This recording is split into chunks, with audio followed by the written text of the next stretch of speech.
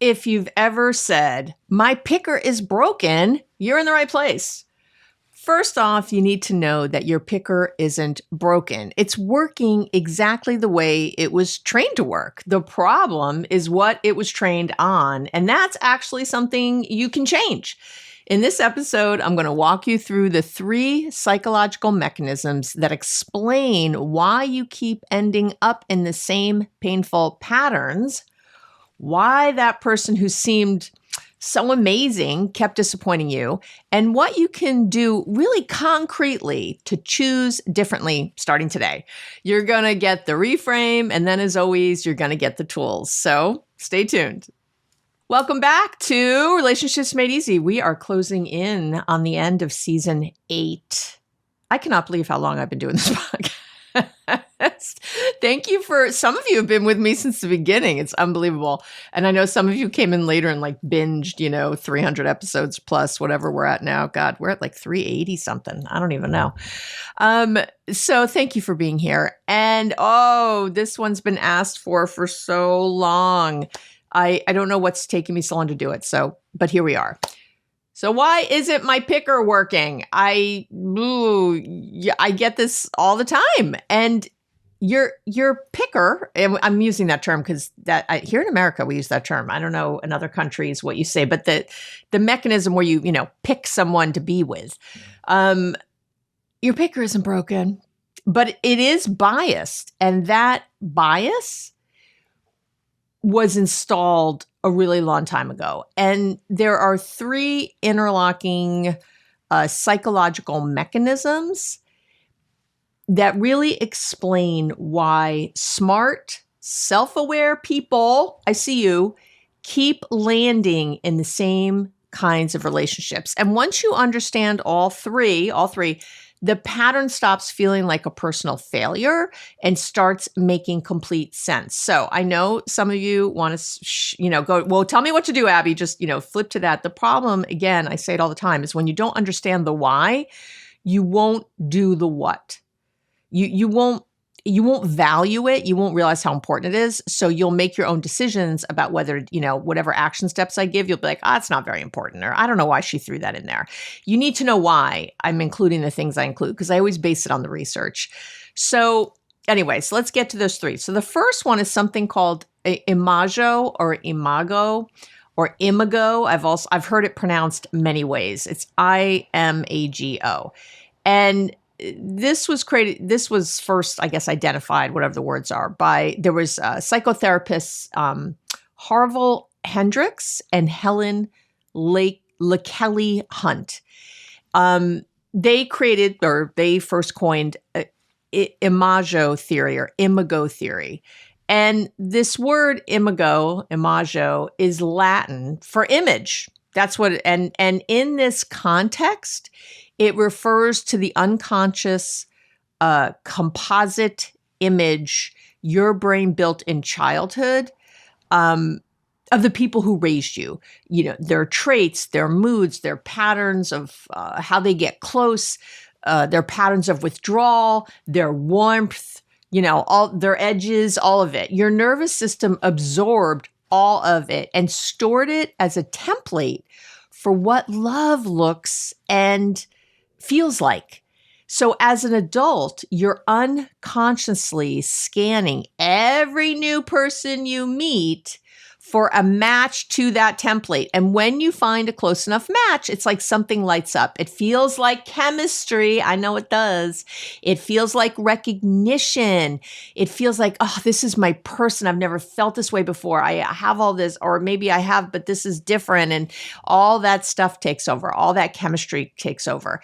And the catch is that most of us, I say with love, had imperfect caregivers, which means our image, our imago, however you want to say that, is built at least partly around imperfection, around inconsistency, emotional unavailability, or I think a lot around this sort of hunger to be truly seen and accepted.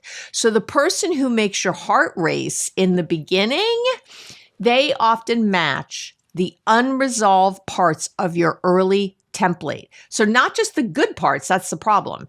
I've seen this dynamic show up in just about every client who comes to me. I'm going to say every, but I know I'm not supposed to. Every client who comes to me saying their picker is broken, right away I can go, oh, I'll tell you exactly where that comes from. And they often fight me on it. No, my parents were this way. No, they're that way. It's like what you consciously think about your folks or think that you've understood about them is different than what your childhood nervous system absorbed about their unavailability or their maybe they were mean or distant or too warm and too enmeshed or, whatever it was, your little nervous system absorbed that. Okay. And so you might not think of it sort of logically in the same way. I guess I just want to say that. As adults, we think very differently than we did as kids, and people don't seem to realize that when they're talking to me.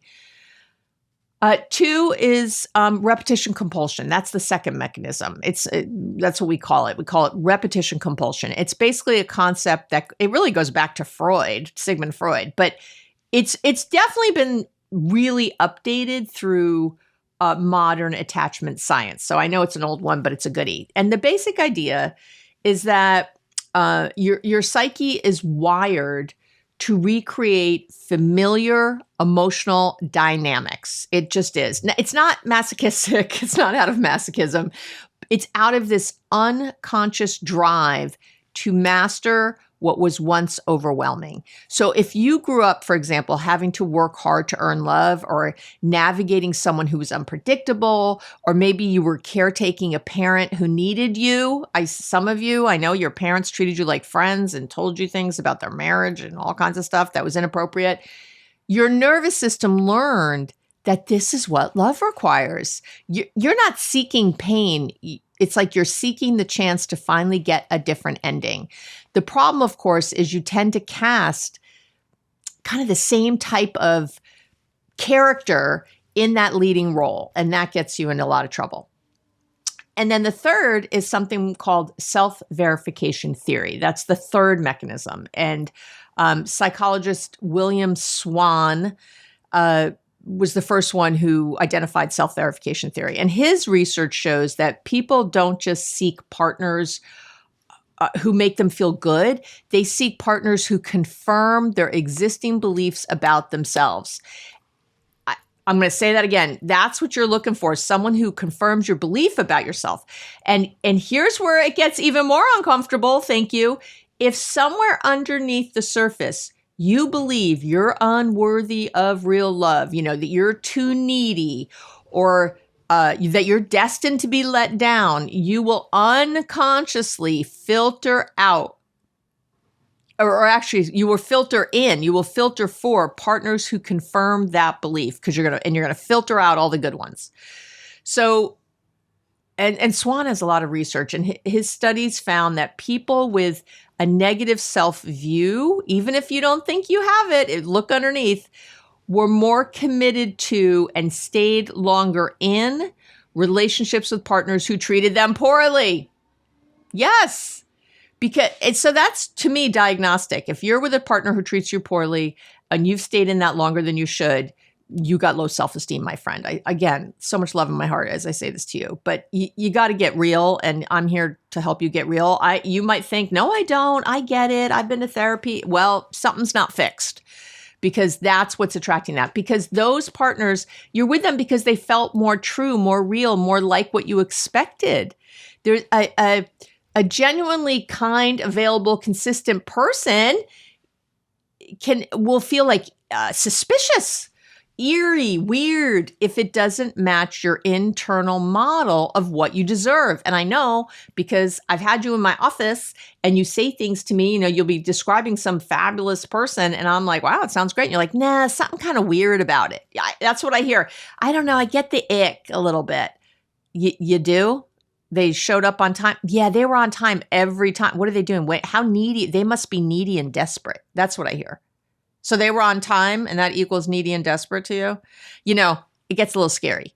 So, but that's how much you will sort of change the narrative unconsciously to match something.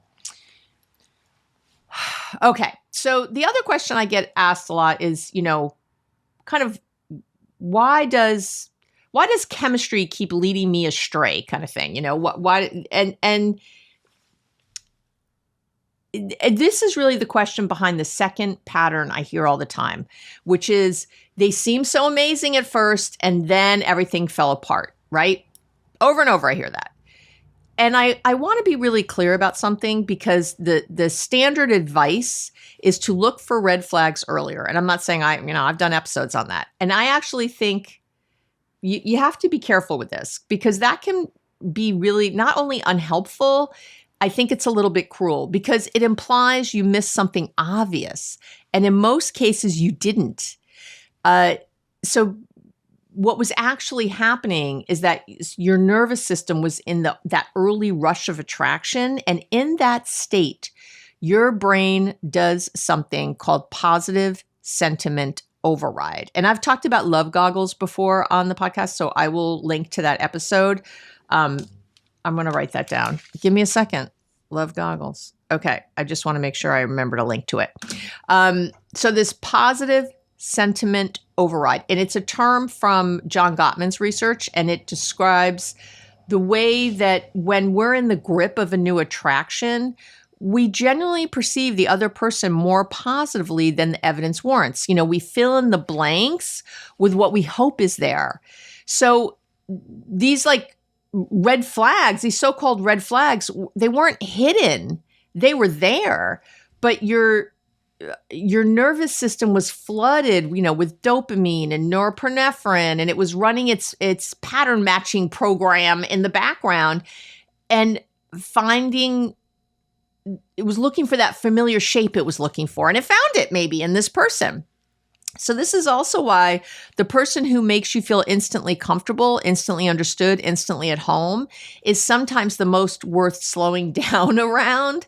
Not because comfort's bad, but because that instant recognition can be Imago doing its job a little too well. The person who activates your deepest familiar feelings isn't necessarily the person who's right for you. They're the person who most closely matches the template. I know. And this is one of the places where I use, what I call the trust triad a lot, right? I've talked about it quite a bit previously. I will link to it. I evaluate whether someone is genuinely trustworthy through those three lenses of the trust triad: integrity, competence, and goodwill. And briefly, I'll just say it again. Integrity is whether they're honest and transparent. Remember, transparency has to be there, not just honesty.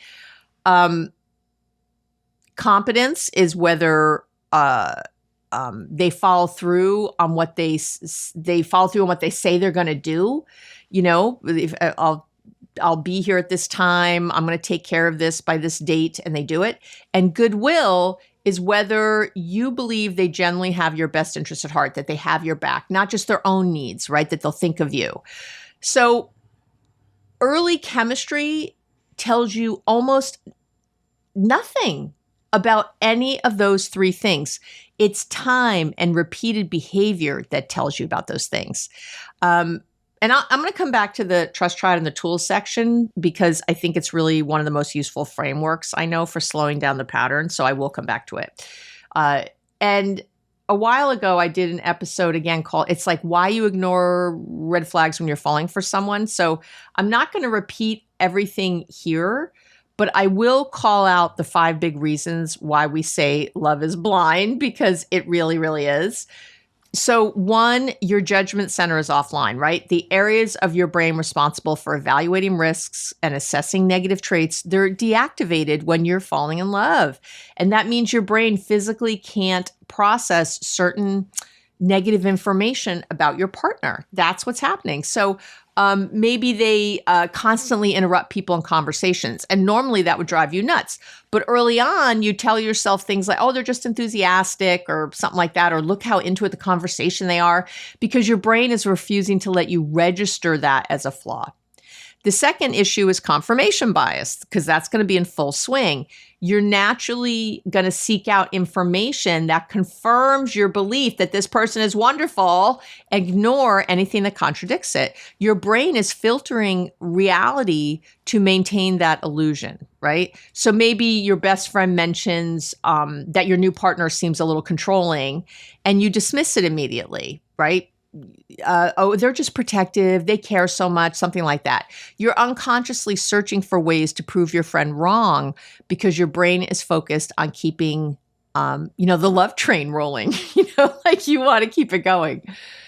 Number 3 is, the biological imperative to bond. From an evolutionary perspective, humans are wired to pair up for survival.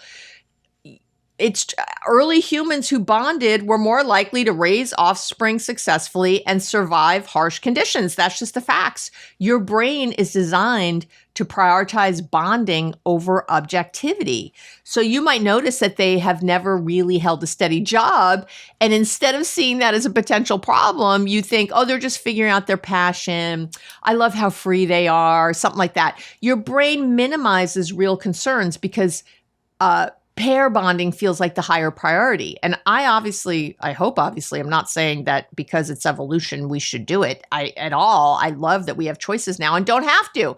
What I'm trying to explain to you is that that chemistry part is your undoing because our, biology hasn't caught up to our psychology and our sociology, right? In our world right now. The 4th problem is that dopamine is addictive. Literally, the dopamine rush you get from early love is as powerful as what someone feels when gambling or using cocaine. Yeah. I was just in Vegas again doing a talk, and I'll tell you that gambling, those buildings are gorgeous and all those hotels are beautiful for a reason, not because the house loses. It's because gamblers will keep going back, right? Or, we all know people with an addiction to something. Yeah, you're chemically addicted to the high of being with this person. So you're going to overlook that they ghosted you for 2 days because the next dopamine hit, right? A text that says, oh, I miss you, is going to make the wait feel worth it. You're chasing the chemical high instead of evaluating their reliability in those moments, right? And then the 5th problem is that scarcity mentality that kicks in, which makes me nuts. If you believe this person is the one, oh, I've never felt this way. Oh, you don't understand, Abby. People don't come along like this. Your brain becomes highly invested in making it work. This scarcity mindset, it's tricking you into thinking, I may never meet someone like this again. And that makes you double down on ignoring the red flags and staying. So maybe they mention they don't want kids when you absolutely do. And instead of facing that incompatibility, you think, oh, they'll change their mind, whatever. You ignore it. This connection is too rare to give up, something like that, which is obviously a problem. And for any of my new people who are listening, anytime I say the research or I talk about a past episode I think you should look at, all of that you can find below the video if you're watching on YouTube. I would love a like, a subscribe, a comment if you are watching me on YouTube.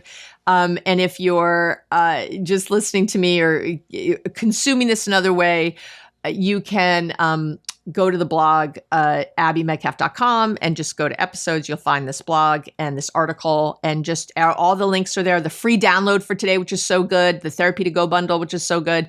All of that, the research, if you don't believe me or want to look yourself, be my guest. I link all of it. Okay, so what does the internal work actually look like? I try to always arrange these in what I think are your natural questions. Just so you know, when I'm writing up, the blog, the article that goes with these, I stop. That's what I do first. I think of the topic and I think of what are the questions I get asked the most about this, because I always do. And I usually use that as my template. So what does this internal work actually look like? It's, understanding why the patterns exist is obviously the first step, but understanding alone doesn't change your behavior. And so many of you you'll sit here and absorb this content. You'll be like, oh my God, Abby, you're talking to me. I'm nodding my head the whole time. And then you won't get the free download and do the work next, or you won't go to therapy, or you won't get the therapy to go bundle, or you got to do something. I say with love, you don't have to buy anything from me if you don't want to. I'm not trying to sell you something you don't need. I'm saying if you really see this as a problem, you have to do the work. Just understanding does not get you far. That's like saying, well, I understand how to play tennis. Until you start playing, you can learn everything you want about tennis. And until you start to actually play, right? I'm sure you've had this with your job, with training for a job, like therapy. I can tell you, school teaches you a lot, but until you start working as a therapist, forget it, right? It's understanding isn't enough. Your nervous system doesn't update just because your prefrontal cortex now knows something new. The internal work is required. And there's really 4 main things I want to talk about. So first, you need to get honest. I say with love, about what the familiar feels like in your body. I think that's the way I want to say that. Not what it looks like intellectually, but what it feels like. And for a lot of people, the familiar feels like urgency, like electricity, like you have to figure this person out or earn their approval or be chosen by them. It can also feel like safety through busyness, through the meaning, the relationship, that gives you like a job to do, someone to fix, a puzzle to solve, right? That's what I mean by that. Like there's like this focus. If you're the rescuer type, the busyness has been masking a real hunger underneath it, I'll tell you. So the question worth sitting with is, what am I actually trying to resolve by helping this person, by making them better? I have a lot of women especially do this, I will say. Men do it too, but the women in my practice, he's got an anxious attachment style. He just has to fix that. Or he's this way, he's that way. This is not something for you to fix. I love you so much. I don't know what to say. You can try a little and open some things up, but this fact that you don't want to be with someone who maybe wants to fix themselves and wants to have the understanding themselves, maybe a person who's actually bringing you this podcast episode. Men listen to my podcast. Men read my books. Men are in my practice. They exist. Men exist who do this. I will tell you that the breakdown for male to female who listen to me, who read my stuff, all that is about 75% female and 25% male. So somewhere in there, sometimes it's about 70-30. I think we're closer to 70-30 right now. But so I'm not saying it's not mostly women who do this work, but there are men who do it. Give them some credit. Some men are out there trying. So second, you need to notice what a genuinely available person feels like, because you don't even know. And I hear this regularly in sessions, they're great, but there's just no spark. I hear it all the time. Yeah, they were fine. They were nice. And I always want to gently ask, is there no spark, or does their steadiness just not activate your pattern? Is that the problem? Because for a lot of people, calm and consistent has been coded as boring when it's actually just not familiar. So you may have to consciously stay open and give it more time, not indefinitely, but enough to let your nervous system actually register that this person is safe. And I will tell you for sure that in my first marriage, which I consider a huge success, I had my beautiful children through it. We were together for many, many years. Wonderful person. I remember we broke up for like a day because we both were thinking, there's not we didn't have the thing. We didn't have whatever that thing was that we both thought from our previous trauma bonding we were supposed to have. Yet we got along amazing. There was no drama. We had a lot of fun together. We, liked a lot. We had a lot of same values. I adored his family. I'm so grateful for them. All the things, right? I was like, he'll be a great dad. There was things that didn't work, but again, and you might be like, well, you did get divorced, so you should have that. No, that's not why we got divorced. So but that feeling, I remember I had to get used to feeling safe. And I will say that in my current relationship with Gary, who I talk about a lot, and I've been with now for also many years, I was able to be with someone even safer. Like I was able to keep sort of improving on that, on being with someone where there was even less drama and even less issues, right? You can get there, but boy, your nervous system at first is like, what is this? This is bleh. I don't like this. And try not to listen to that. Try to go a little deeper. Okay, so third, and this is where mindfulness becomes genuinely essential, not just a nice idea, right? The ability to notice what's happening in your body in real time, to observe the pull towards someone without immediately acting on it, to feel that flat feeling with someone, maybe someone who's available, and not immediately dismiss them. All of what I just described are mindfulness skills, okay? I've got the free mindfulness starter kit. If you don't have it, I don't know what you're waiting for. I've got so many articles on mindfulness. I talk about it all the time. I quote the research all the time, because you got to have it or you're not going to be able to do this work. You're going to have to practice it, okay? Going to have to practice it. And fourth is to do the self-worth work. You're going to need to do it. There's something called self-verification theory. And it tells us that you will unconsciously seek partners who match how you see yourself, which means the most powerful thing you can do to change your pattern is to change your internal model of what you deserve. And again, this isn't like positive affirmations and that kind of BS. It's about doing the real work, I have to admit, often in therapy, but you can that's why I have the Therapy to Go bundles and the stuff I have, on the beliefs that were installed when you were young, okay?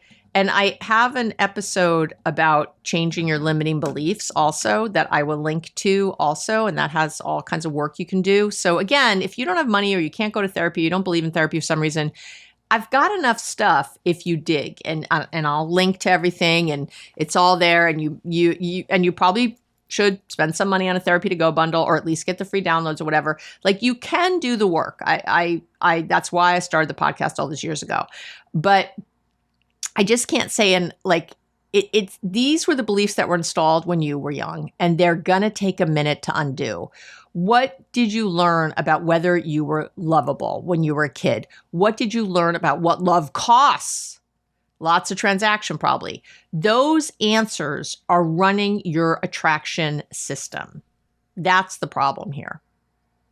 Okay, so how do I actually vet a healthy partner? I know is your next question, right? All right, I got to do the work. Okay, I'm doing the work, but now I still want to know how I vet a healthy partner. Okay. Again, if you've done the internal work, you're getting better, hopefully, at noticing the pull and slowing down. Okay. So I just want to say that that's all first. The mindfulness, everything I just said, you got to do it first. Now we can talk about the external side, right? How do you actually assess whether a new person is healthy before you're in too deep to see clearly? And this is where that trust triad comes. It really becomes a concrete working tool. Okay. So remember what I said the three components were: integrity, competence, and goodwill. Honesty, and transparency. Do they do what they say they're going to do? And goodwill. And I want to say that, so integrity really means that their words and their actions match over time, not just in the beginning when everyone is on their best behavior, but over weeks and months. Do they follow through on what they say? Do they, and that's really, I'm bleeding into competence, so I apologize. But are they saying things to you? Do they tell you the truth, like, let's say, about how they feel, even when it's uncomfortable? Are they transparent, letting you in on their internal life, their emotions, their thoughts? This is the biggie here. A person with integrity they don't need to be perfect. They need that. You're looking for consistency and honesty when they're not perfect. That's really what it's about. So do they say, they have to work, I got to work late every night this week. And you're like, you do? Why do you have to work late? And they're like, oh, it's just a lot of work to do. That's honest, maybe, that they're working late. They're at their job. But what they don't, the transparent part would have been, oh my God, there's layoffs coming and I'm terrified that they're going to lay me off unless I put in these extra hours. But in their heads, maybe they think, oh, I don't want to bother you with this, or they don't want to look like they might lose their job if you're just dating or what, right? But there's no transparency. And you can tell something's off because they seem really agitated. Maybe they're snapping at you a little. Anyone who's worried about losing their job, trust me, that's bleeding out. But every time you ask, like, everything's good, I'm just working late. That's where the integrity leg of the triad starts to break down. And so then competence in a relationship context, right? Again, now we're talking about having kind of the emotional skills the relationship requires. And it's not enough to want a relationship. It's, can they regulate themselves in conflict? Can they repair after a rupture? Do they have the capacity for genuine empathy, or do they get flooded and shut down?